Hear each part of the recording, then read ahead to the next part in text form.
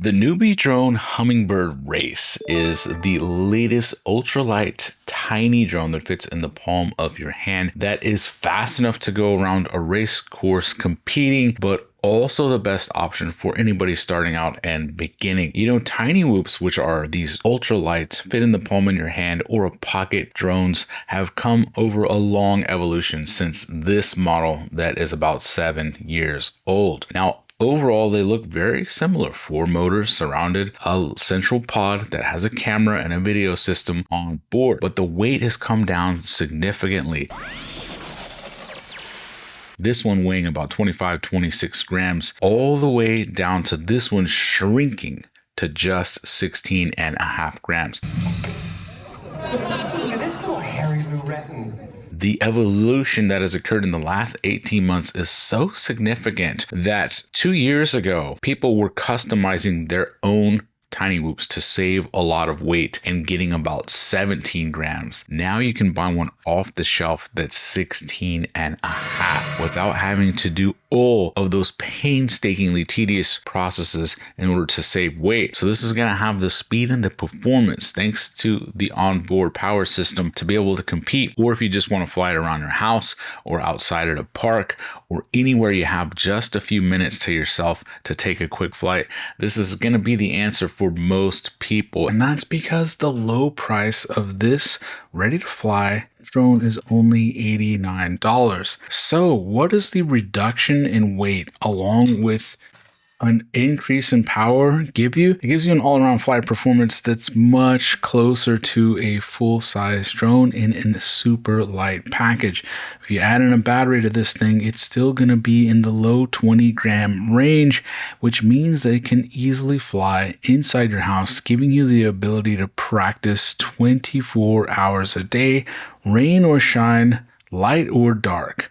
Look at the little keys they do by using very, very thin wire installed onto these 0702 30,000 kV motors in order to give you a tremendous amount of power while also keeping the weight light. Comes with a variety of stuff, including an extra camera mount, a little prop tool, and a spare set of these NBD drone props. So I tried to fly this thing like you're probably going to do. I sent it as hard as I could at a playground, but it's super cold today, meaning that my fingers were barely able to work, getting a lot of crashes, turtle mode from just about any position, and it was able to keep going without having to go do a walk of shame and pick it up. I know a lot of times whenever us reviewers do a flight, you're like, okay, that's awesome. You really know what you're doing, but I'm going to be crashing. Well, I simulated that by flying with frozen fingers. Not a problem at all. It really has the power to do a power loop from your second floor down to your first floor. This version 3 of the RaceSpec has a built-in 25 milliwatt transmitter that is race approved. That is really the key difference.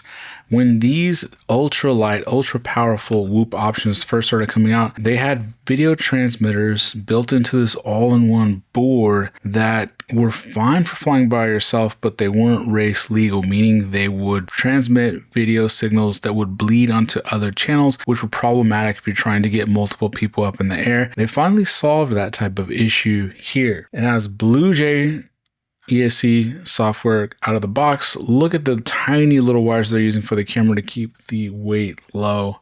And it ships on Betaflight 4.5 CAC firmware, which means that it is going to be ready for competition. Now, I had a slight issue with the Express LRS built-in receiver to this thing. I was able to get it bound fine, but I couldn't get it to arm properly. Now, NBD Drone actually sent me a step of instructions to do in order to bind it to my radio using a regular bind command, and that did work. The downside is if you're like me and you have a ton of different radios using an Express LRS, I can use this radio when I'm flying at home, but a totally different radio when I'm out in the field. And because they all have the same bind phrase, it works.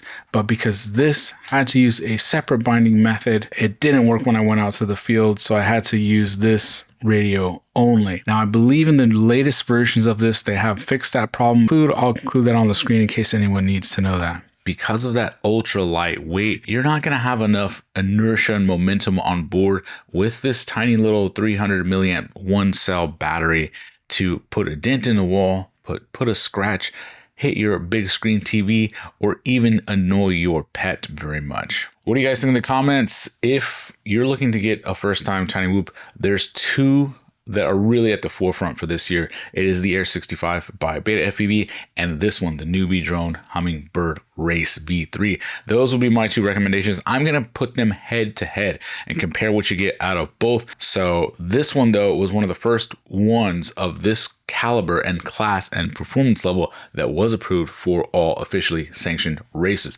meaning that you could just take one of these, open it out of the box, connect to a controller, show up to a race, compete, come home with thousands of dollars if you have the skills in order to pay the bills. Thanks, guys.